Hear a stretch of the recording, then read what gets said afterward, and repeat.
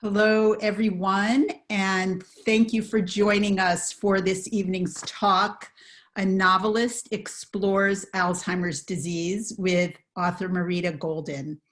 For those of you who don't know me, I'm Melissa Hendricks, and I am the Associate Director of the Johns Hopkins Master of Arts in Science Writing program. And tonight's event is part of our ongoing series of conversations with book authors and journalists who write about science, health, or technology. And normally I would be hosting this event in a lovely seminar room at our DC campus, and we would be serving beverages and cute little canapé. But tonight, with all of us at respectful social distances, it's DIY your refreshments. So you'll have to provide your own glass of wine and your own finger sandwiches. So, but still, despite our digital delivery and lack of hors d'oeuvres, I believe this conversation with our guest author will enlighten you and will provide plenty of intellectual nourishment. So all of us, I'm sure, have been saturated with news about coronavirus. And tonight, we're not going to focus on COVID-19, although it might come up in our conversation. Instead, our subject tonight is Alzheimer's disease, specifically Alzheimer's and literature, and how authors, fiction writers and nonfiction writers, might expand our understanding of this condition and perhaps expand our empathy for those it affects. And so I'm greatly pleased to introduce our guest author and our moderator. I'm honored to welcome, as our main speaker this evening, an acclaimed award-winning writer, Marita Golden. Marita is the author of 17 works of fiction and nonfiction, including the novels After and The Edge of Heaven and the memoir, Migrations of the Heart, Saving Our Sons, and Don't Play in the Sun, One Woman's Journey Through the Color Complex. Most recently, Marita has turned her author's pen to the subject of Alzheimer's disease. In 2017, she published The Wide Circumference of Love, a novel about a family struggling with all of the challenges encountered when a loved one is diagnosed with the disease. The Wide Circumference of Love was nominated for an NAACP Image Award and has been optioned for production as a television or streaming limited series. And this past September, Marita published a second book on the theme of Alzheimer's called Us Against Alzheimer's, an anthology of 40 fiction and nonfiction narratives. In addition to her own writing, Marita is a veteran teacher of writing and has taught creative writing at George Mason, Virginia Commonwealth University, and as well as here at the Hopkins MA in Writing program.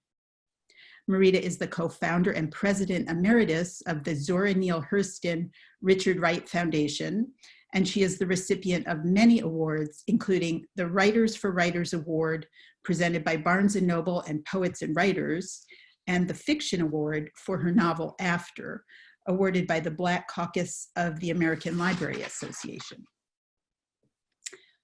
I am also pleased to introduce to you our moderator for the evening, Kim O'Connell.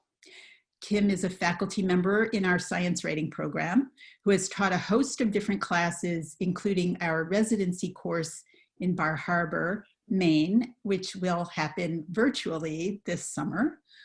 She is also an essayist and feature writer whose work has appeared in the New York Times, the Washington Post, Arlington Magazine, Preservation, and many other publications.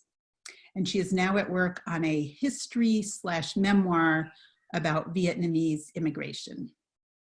So I'm delighted to have you both with us this evening, Marita and Kim. And I will now turn things over to Kim, who will lead the conversation with Marita. And those of you in the audience are welcome to use the chat box to type in your questions for Marita. And during the second half of this evening's event, we will get to those. And now let's hear from Marita and Kim. Thanks, Melissa. I really appreciate those introductions, and thank you, Marita, for being there with us. We're going to go back and forth between nonfiction and fiction tonight, I think, because you have written both, and you've written in both forms about Alzheimer's disease. So I think we'll sort of jump back and forth if that's okay. Sure. But the one thing I wanted to start with is that, as you know, as a writing teacher, the most often quoted writing adage is to write what you know. And usually that means to write about what you've experienced. You did not come to Alzheimer's disease with a personal experience, at least not when you began this journey. It was not something that you knew deeply or that you'd experienced. So I'm wondering if you could talk about what the spark was to write about Alzheimer's. And the first foray to Alzheimer's was through fiction. So I'm wondering if you could talk about the spark that led you to this story and why you chose to delve into it through the medium of fiction first. Okay, well, I have my own favorite adage, and I like to tell my students to write what they don't know.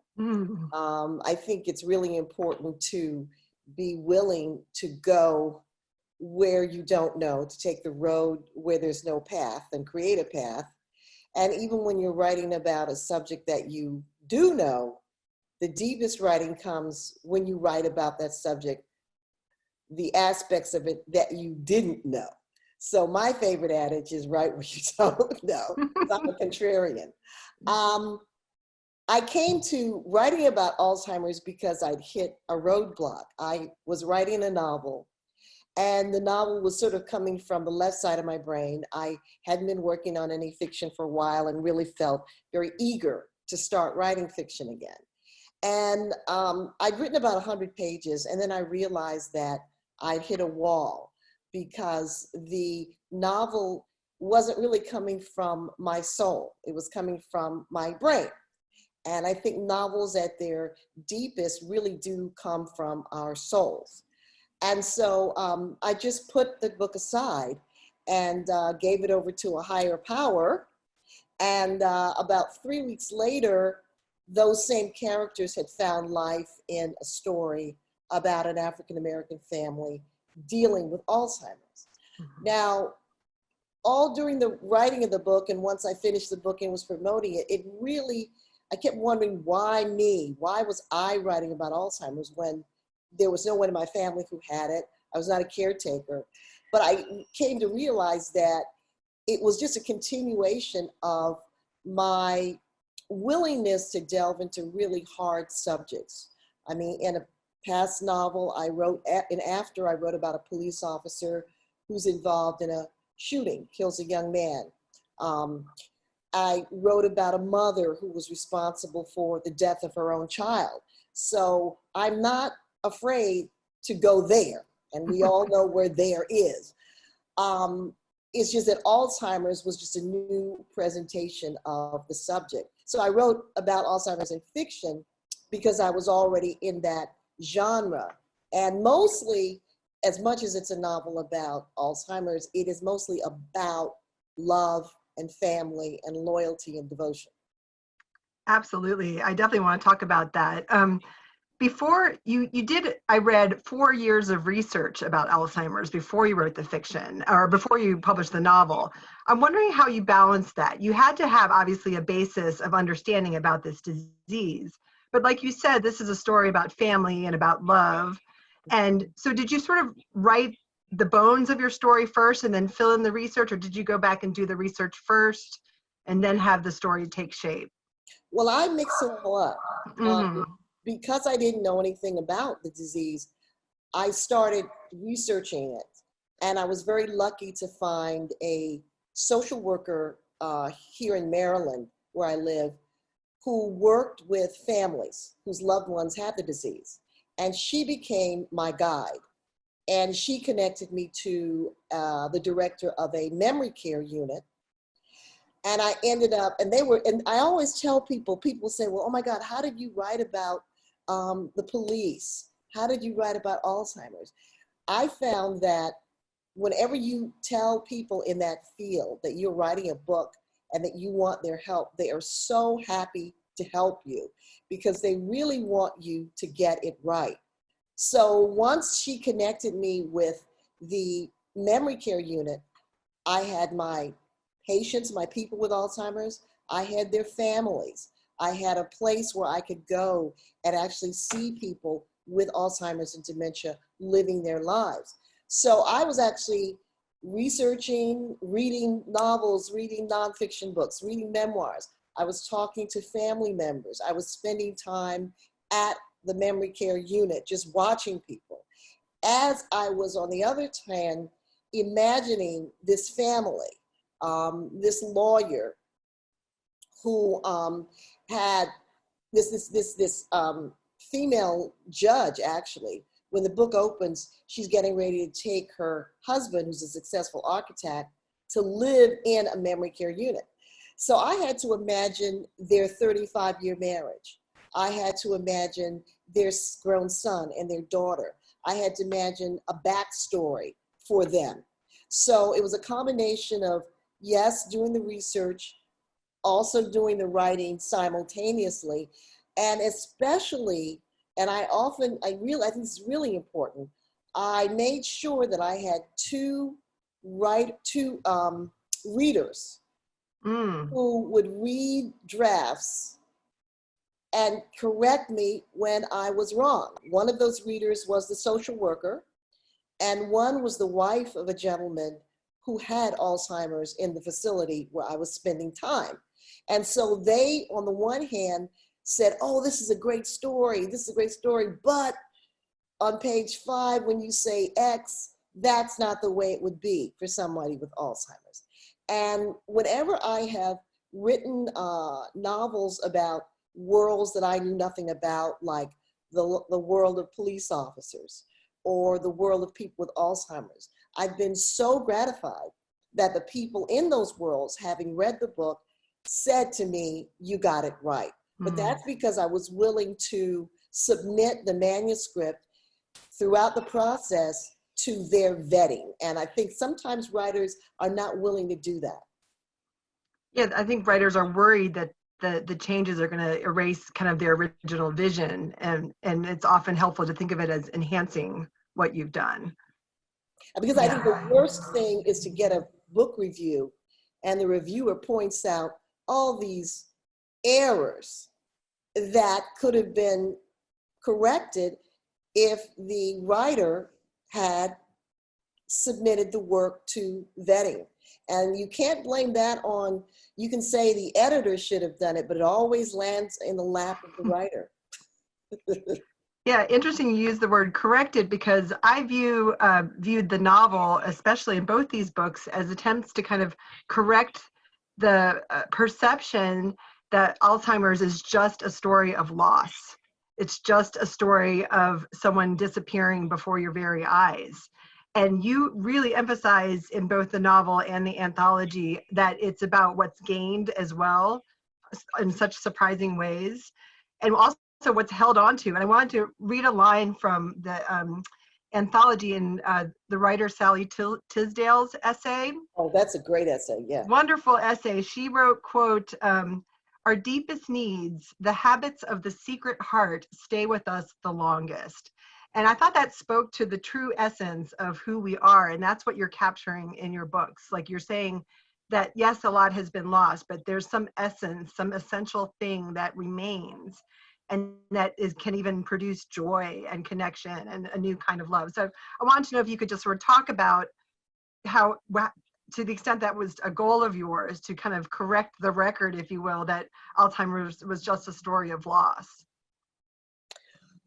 Well, it became a goal. Once I found myself in this world that, on the face of it, people would think, oh, this is so depressing. This is very, very tragic. What buoyed me through the process of the years I spent working with families, getting to know families, research, was that so many families shared stories of transformational love, the resurrection of love and loyalty to family members that had come about as they lived with the person with the disease and loved them through it.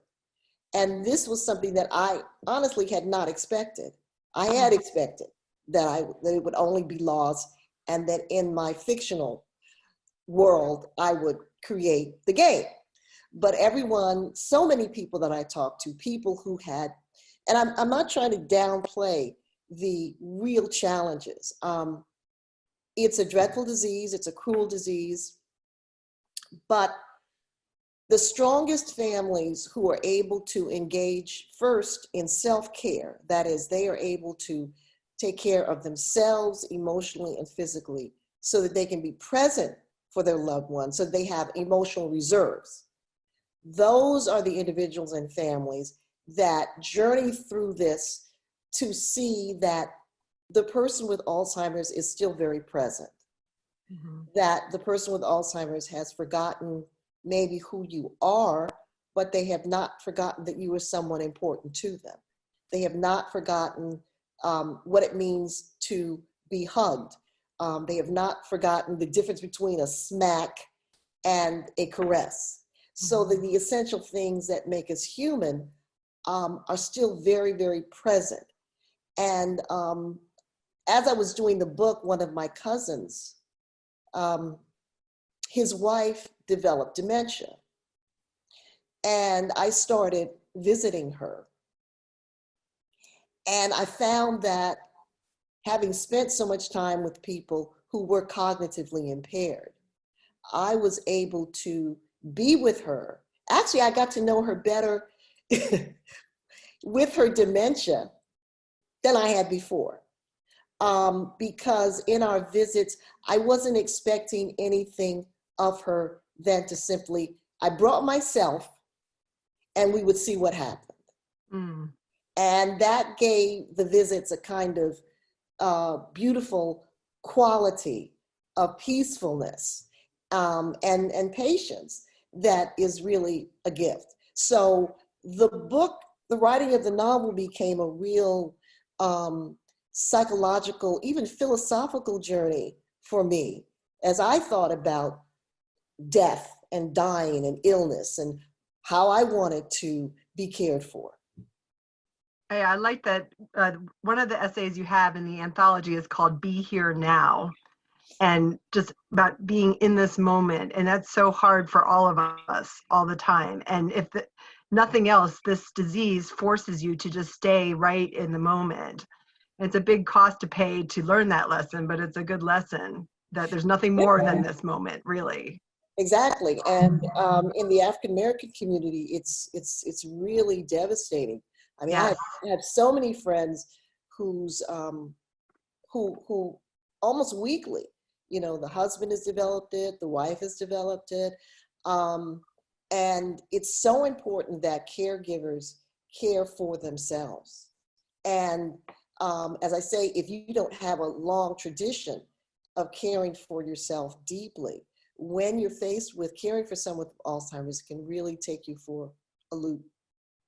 I'm glad you mentioned the disproportionate effects on the African-American community, because I wanted to mention that that's become a real important advocacy point for you. You've written about it extensively in the Washington Post, and you've served on panels, I believe. And I'm just wondering if you can talk more about the disparities that African-Americans are facing when it comes to Alzheimer's, and kind of how you see your role as a writer in correcting that. Well, when I had pretty much finished the book, the novel, and I came across this statistic that said that African Americans were twice as likely as whites to develop the disease. And it was stunning for several reasons. One, that's a horrible statistic. Secondly, when I would share that statistic with doctors and many of the professionals that I was interviewing, they did not know that. They were unaware of that disparity. And the writer, so I'd written the novel, and then the journalist in me said, oh my God, this is a hell of a story. So I then took the statistic to a friend of mine who was then an editor at the Washington Post Sunday magazine. And she said, oh my God.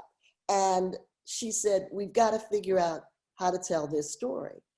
And so that then set me on about another 8 or 9 months of research because I really felt it was important that people know this. And so many people did not. So I then spent about 8 months talking to researchers, advocates, scientists, doing research specifically to find out why there's a disparity. And there's a disparity for a couple of reasons. One, African Americans, in addition to the APOE gene, which is a gene that everybody has that is the Alzheimer's gene, African Americans then have also the ABCA7 gene, which gives them a higher risk of developing Alzheimer's. African Americans' bodies are a story. I think pretty much everything in life is a story, and our bodies are stories. Our bodies are testimonies, witnesses to what we have endured. And so the long history of enslavement, segregation, lack of access, poor housing, toxic environments, all of that, and the stress of racism becomes embedded biologically in Black bodies. And so those bodies then produce more diabetes, more high blood pressure, more cholesterol, more overall stress that make the body more vulnerable and fragile. So the other disparity is that we're only about 3% African Americans of those enrolled in clinical trials to find a cure.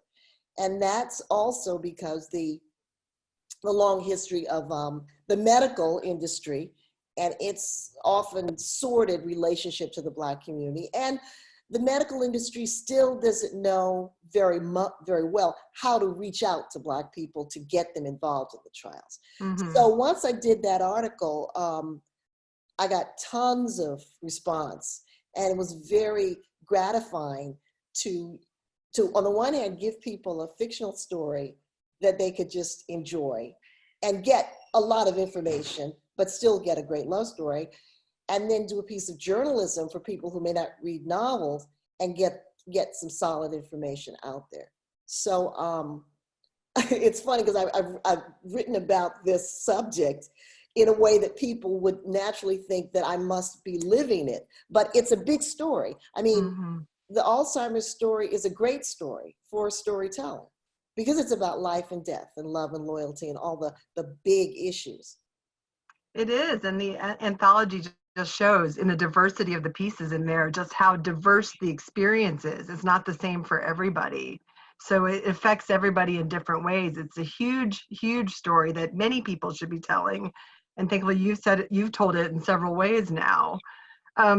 I wanted to talk a little bit about a couple of things in the novel, and then we can kind of shift maybe a little bit to the anthology. But you know, we're talking to two writers. I'm sure there are lots of writers in our audience. And I was wondering about your use of metaphor in the novel. I saw the recurring theme of, you know, building and construction and architecture as a metaphor in your story. And I was wondering if that was, you know, something that you thought about. You know, it's really the family business in real ways, but in a way in metaphorical ways too, this idea of building some scaffolding around the family. And I was wondering if you could kind of talk about metaphor, either about that or just metaphor in general in your writing. Well, I think metaphor is both conscious and unconscious. I mean, it basically just started out that I wanted to have the husband engaged in an unusual profession. That was just it. He was an architect because that was an unusual profession. But then, of course, there's an internal logic that makes that perfect for the story. You aren't aware of that when you're choosing the profession, but as you write your way into understanding what the story is, the intelligence that was at work becomes pretty clear. So that this architect who has spent his life changing kind of the landscape of the city is at a point in his life where he no longer recognizes the city and the buildings that he helped to build. And of course, as you said, there's the scaffolding around the family, the fact that the structure of this family is being tested threatens to crumble and then is rebuilt. So I think, as I say, you know, those metaphors are so beautiful because they're both conscious and unconscious, and they grow into a power as you write more deeply. Yeah, I often say you don't always know what you're going to write about until you actually write. You can't dream it all up in your head. You have to let the process reveal things to you. Unless So. you're Edward P. Jones. Well, yeah. Well, I wanted to ask you a little bit about the anthology, but I see that we're starting to get some questions in via the chat. So I'll ask you a question about the anthology, and then maybe we can pivot to some attendee questions. This is clearly an incredibly ambitious anthology that you've put together. It has 4 different sections, kind of each kind of moving people, or the stories move through different phases of the disease. And then there's also a section on fiction. So I'm wondering if you could tell us a little bit about how you found the writers for this anthology and your thoughts that went into its structure and content. Well, I wanted to do the anthology because by the time I finished the article for the Washington Post, I was really an activist. I really was convinced that one of the things that I had to do was create more awareness. And the anthology is actually a book. All of the profits go to support the organization, Us Against Alzheimer's. And I wanted to examine well, first, how I found writers. I simply put out a call through my listserv and on the internet, and I had people submit things. I also talked to people in my community of writers, and more people than I was aware of had family members who had the disease or had had it and were willing to write about it. And I was particularly looking for stories that would show the way that the disease had transformed them, had enlarged them despite the very difficulty of dealing with it. And the pieces are just really, really beautiful. And I wasn't actually going to have fiction in it. It was going to be all nonfiction until I read Edwidge Dondicott's beautiful story in the New Yorker. And she's a friend, and I asked her if she would donate it. And I said, okay, now I got Edwidge, I got to get it. So I got it.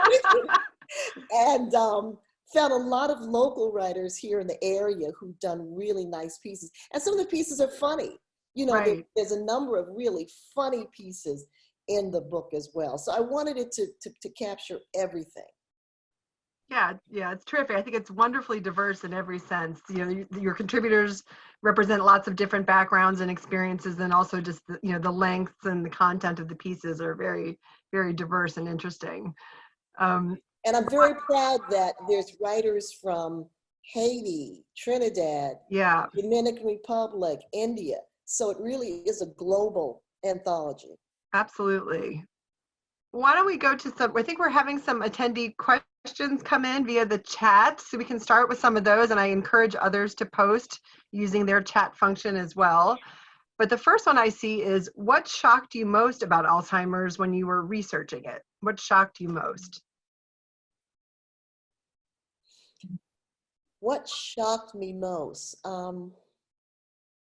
I think it wasn't even so much the disease, but the issues of care around the disease. For example, at the memory care unit that I spent much of my time, the monthly cost was $7,000.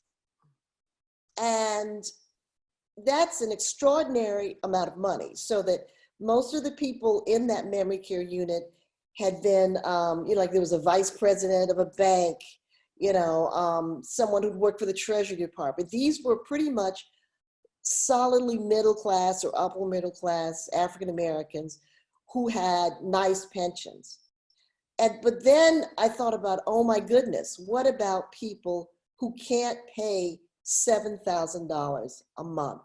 So even more than the disease, it was the fact that as a society, we are so ill-equipped to really deal with all the ramifications of what this disease is going to require of us. Right.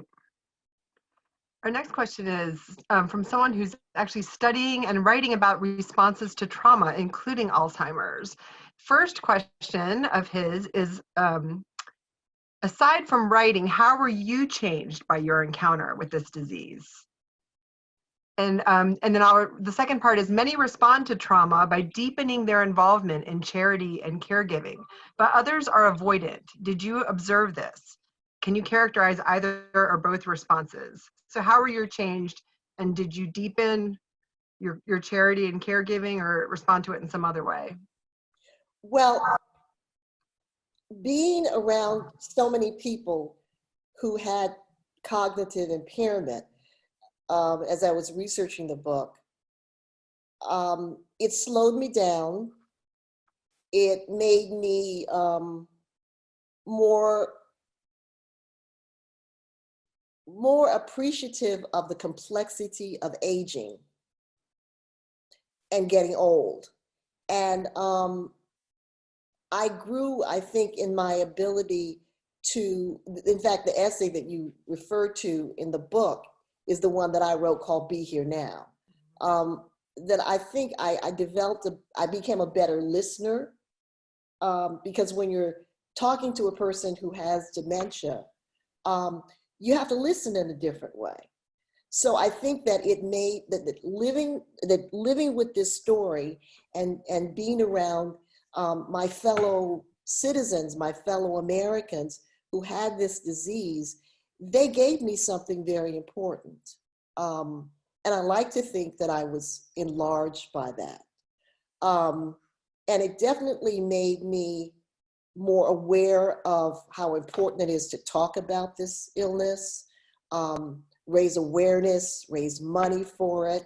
And I think that I also grew in compassion, because I met in my research a lot of families who did some pretty terrible things to elderly loved ones who had the disease when they first found out about it, in terms of neglect and indifference. And then I realized that this is such a horrible disease, in that the mother or the father that you've always known as clear, as who recognized you, then becomes someone else. I think it takes a minute to get used to that. And so rather than condemning these families, I learned to appreciate the difficulties that they were facing. And most times they did come around, even after doing some things that were pretty outrageous. They did learn to be present. We have, what advice do you have for young writers, particularly those who may want to write books in the future? Well, I think it's important to write. A lot of writers plan to write, think about writing, dream about writing, but it's really important to write. And you want to put yourself in environments that support writing, encourage you to write, and challenge you to write. So that means MFA programs, classes, start your own support group. I think it's also important to hold on to your authentic voice, because sometimes in those same environments that I just mentioned, voices that are particularly bold or different, transgressive, or wild and crazy often are not appreciated. And as writers, we have to learn how to hear our unique voice. And we have to hold on to that voice even when it is challenged. And it takes writing to find that voice. Yes, exactly. The more you write, the more you find that voice. Exactly. And of course, reading, but I'm not even, I'm assuming that if you're writing, you're reading. We have another question here. Is the rate of Alzheimer's growing in America? And if so, what does that mean for our future? Well, it is growing. And one of the reasons it's growing is because so many people are living very long. The longer people live, the more they are at risk of developing the disease, late in age, but it is not normal. That is, I want to make this clear, that it's not a normal thing for an older person to develop Alzheimer's. They either have the gene in their family, or they have some underlying physical issue that promoted it. But yes, people are living longer, so more and more people will have it. And this is so strange to be talking about Alzheimer's in the midst of this virus, because we see that we're so unequipped. And Alzheimer's is kind of like a quiet pandemic. I mean, it really is. The burden on the economy, the burden on families, even young people, for example, in their 30s, who have to leave the workforce to take care of parents who have it, not even grandparents. So that what's happening is Alzheimer's is changing the economy. It's changing the workforce. It's changing people's plans for their lives. We're just not talking about it as much. So it's already creating a seismic shift. Next question is about, have you noticed change over the years in how the African-American community understands and embraces this disease? And what's missing in our communities to bring about greater awareness and response? Well, I think that since I started my research maybe 7 years ago now, 7 years ago, there is more awareness in the African-American community. Many social organizations, many sororities are doing a lot of outreach through churches, schools, to raise awareness. But the main thing that we can do to fight the disease is to be healthy, is to really take care of our health. And one of the ways, but we have to have a society that helps us do that. And I think it's so ironic that in this year of the pandemic, Bernie Sanders, who wanted, and I'm going to get political here, I don't care, who Go for it. Medicare for all, he's in the dust. And I think it's so ironic that Andrew Yang, who said we're going to have a guaranteed income, well, that's what we're headed towards. So we have to have, we can talk all we want about individuals need to take care of their health. But if you don't have a society that makes it easy for people to do that, they won't do it. Right. Second part of that question is, I'm thinking about writing an anthology on a topic that's not Alzheimer's. Can you provide some guidance on how to get started in terms of editing and identifying the right writers and contributors to be part of the venture? So basically, how would you put together an anthology or give advice about doing that? Would this person mind sharing the topic? Please share the topic if you wish, that might help. Black travel. Interesting. Oh, that's a great topic. Mm-hmm. In fact, oh wow, that's a great topic. There are a number of websites that specifically deal with Black women traveling around the world. The New York Times ran an article about 6 weeks ago, all about Black women in Italy, and how this one African-American woman has a travel agency that connects Black women to men in Italy who are looking for a mate. So that I think that that's a great idea. I think that there's tons of information out there.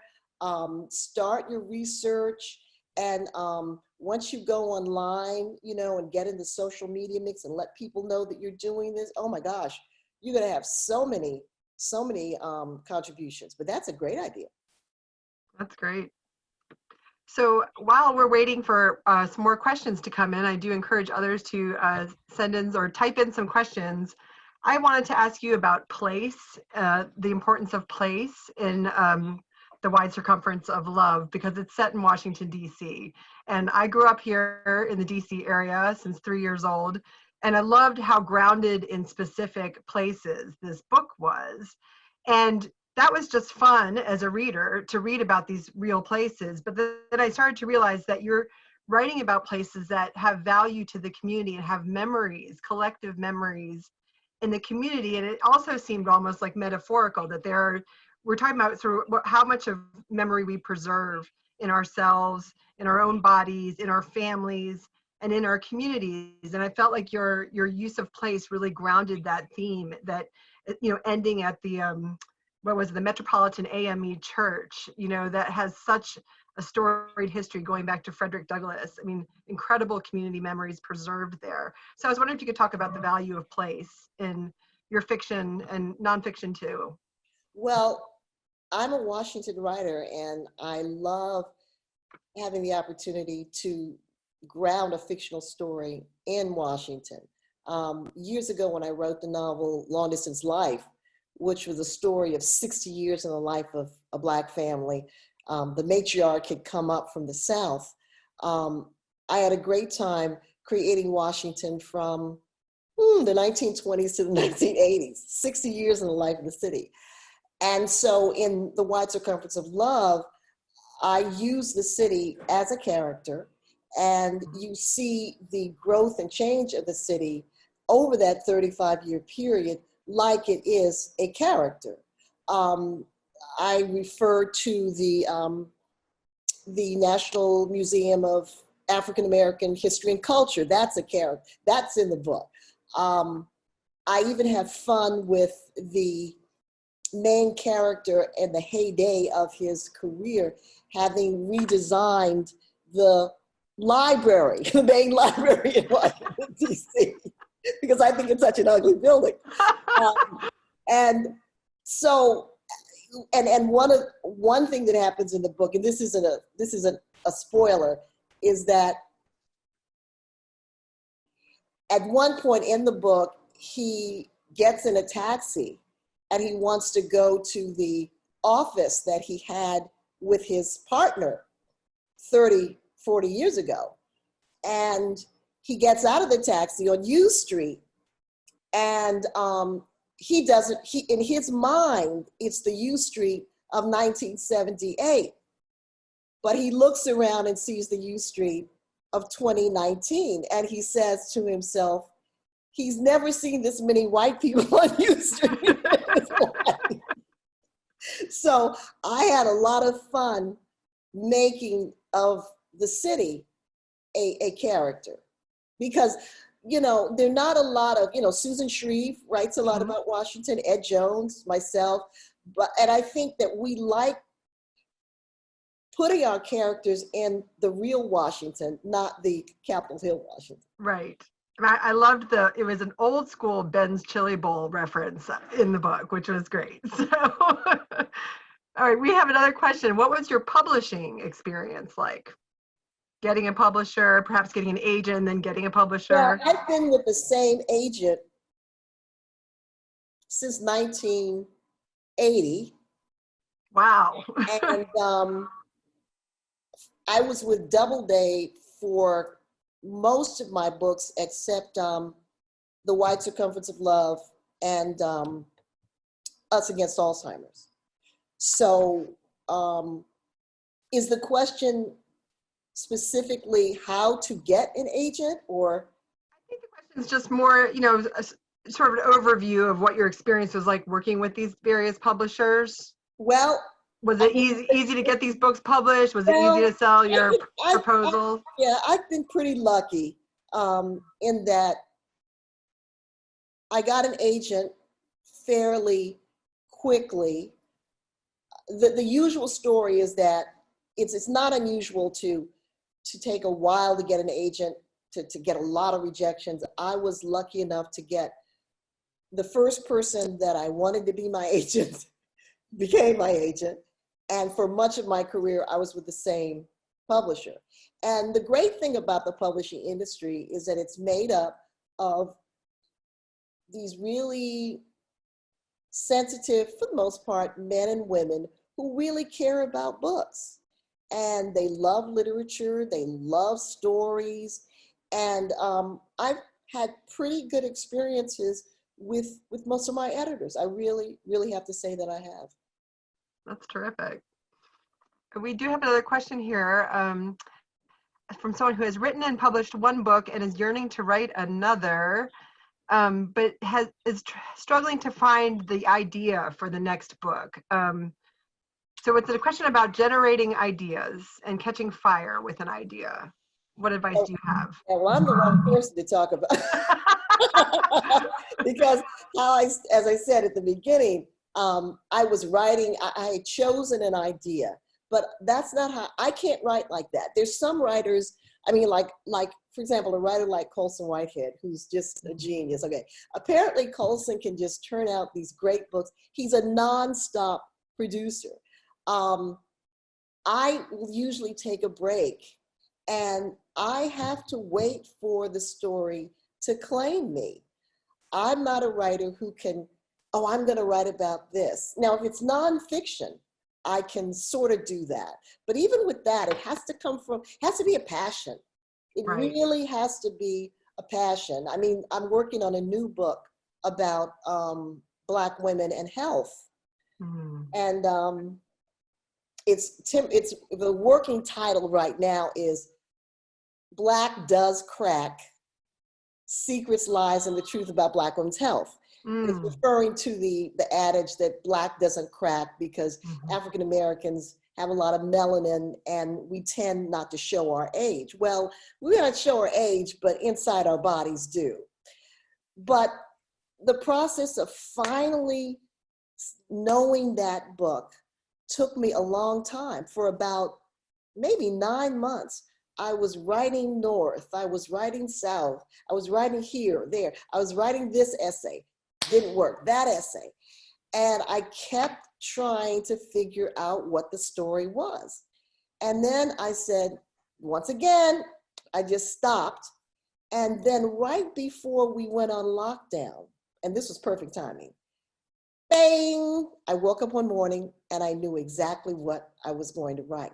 So I think that you can write your way into a story. You can just keep writing, keep writing, keep writing, and keep writing. And then the story will gel, it'll find its voice. Yeah. Hopefully we'll have some more questions coming in. I wanted to ask you a question about one of my favorite and also most poignant for me moments in the novel.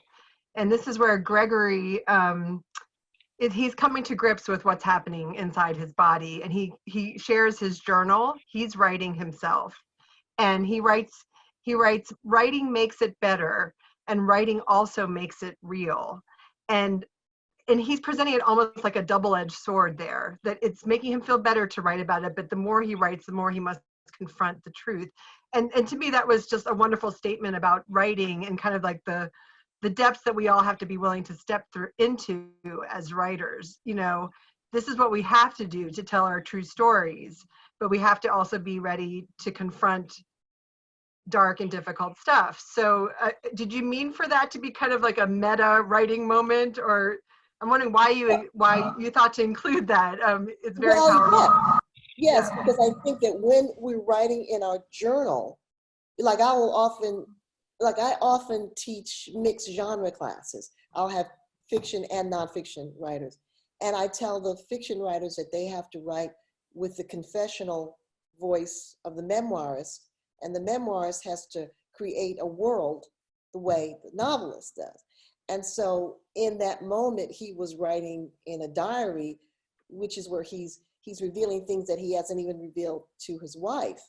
And when we are writing at our deepest, whether it's fiction or nonfiction, we are writing those things that we don't want to reveal, but they have to be revealed for the story to connect with the reader.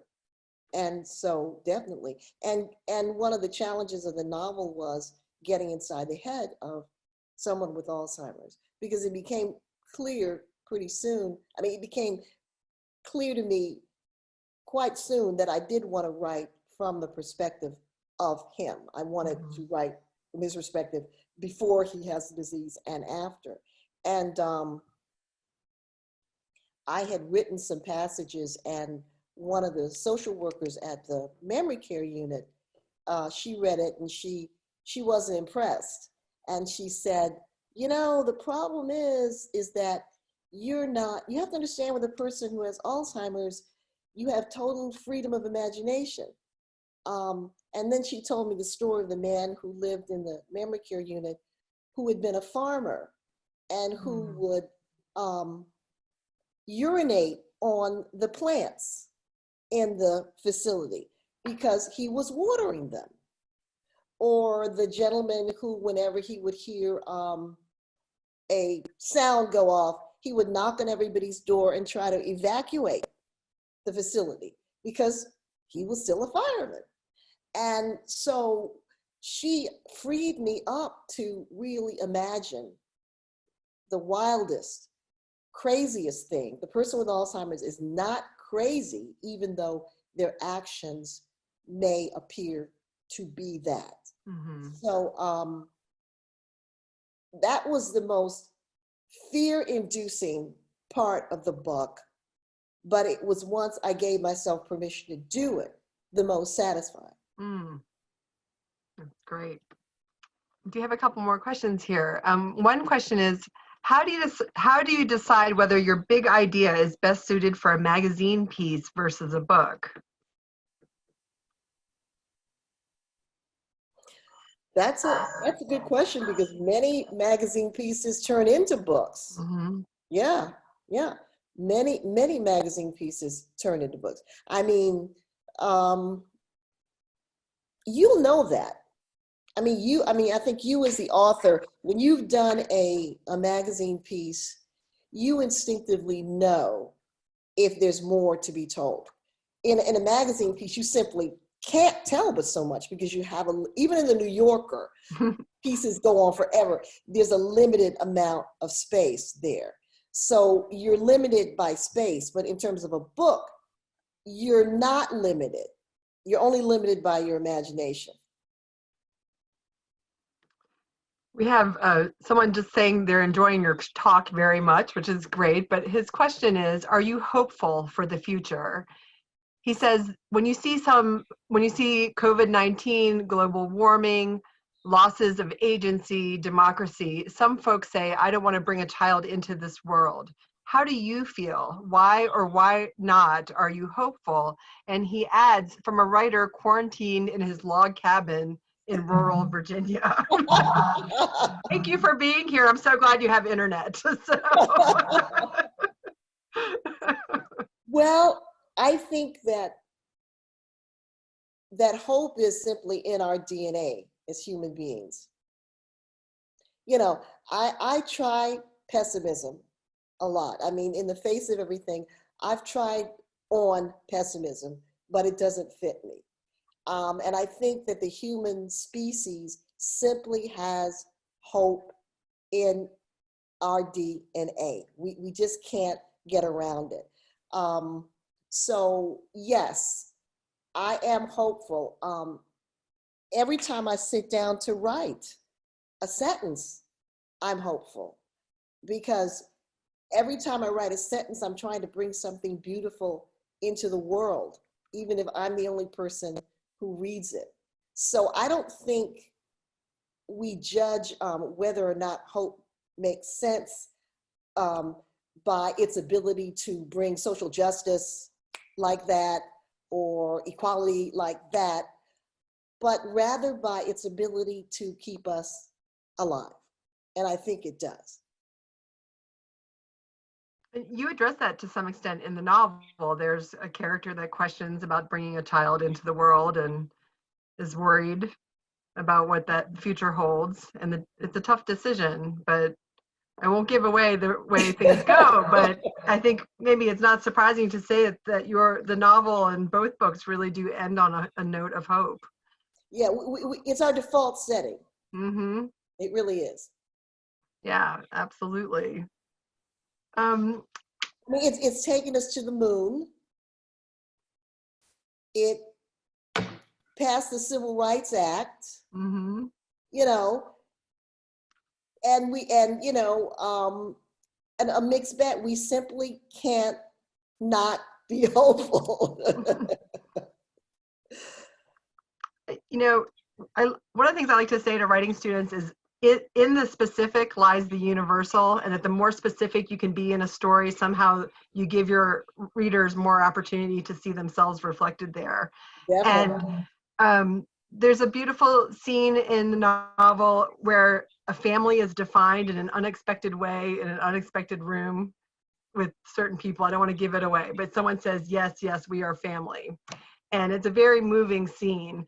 And I thought about how obviously family is very universal. This family is doing something specific, but the idea of family is very universal. And so I'm wondering, what do you want people who have no connection to Alzheimer's, why would they pick up your book? What would you want them to see of themselves in your books if they have no connection to the specific disease that's kind of underlying both these books?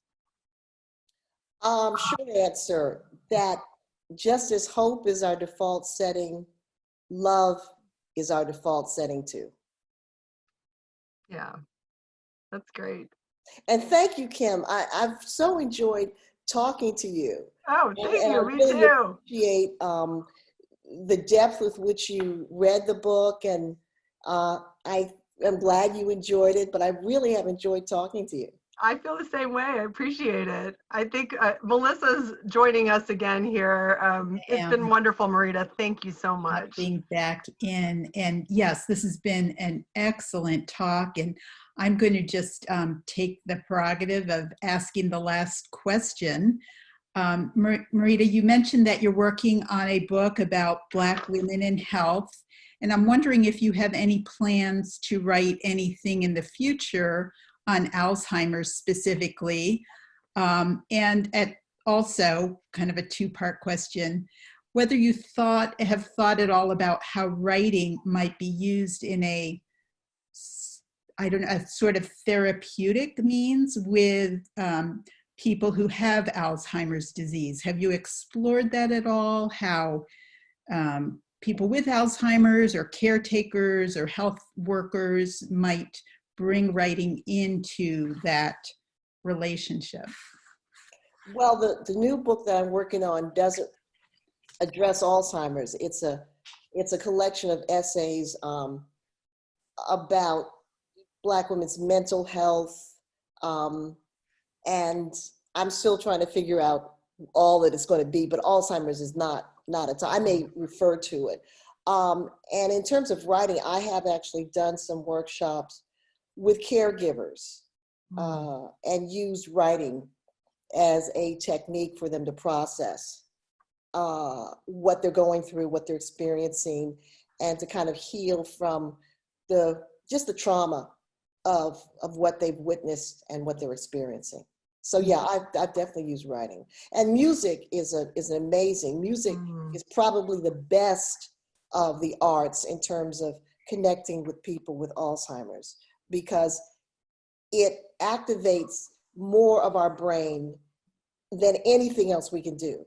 Dancing, singing, listening to music and playing music just activates more of our brain. So that music therapy is very important for people with Alzheimer's. But yeah, writing, definitely, I've worked with caregivers around that.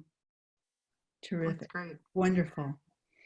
Well, thank you both so much, Marita and Kim. This has been an excellent conversation, and I think I'm guessing that many of us tuned in this evening because we enjoy Marita Golden's writing, but also because we know and love someone who has Alzheimer's disease, and we're searching for meaning or searching for some sense or for some hope.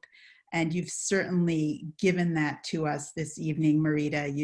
You've shined a light where it needs to go, and I thank you for that. Thank you. I really enjoyed it. And thank you all for tuning in. Good evening. Take care. Bye-bye.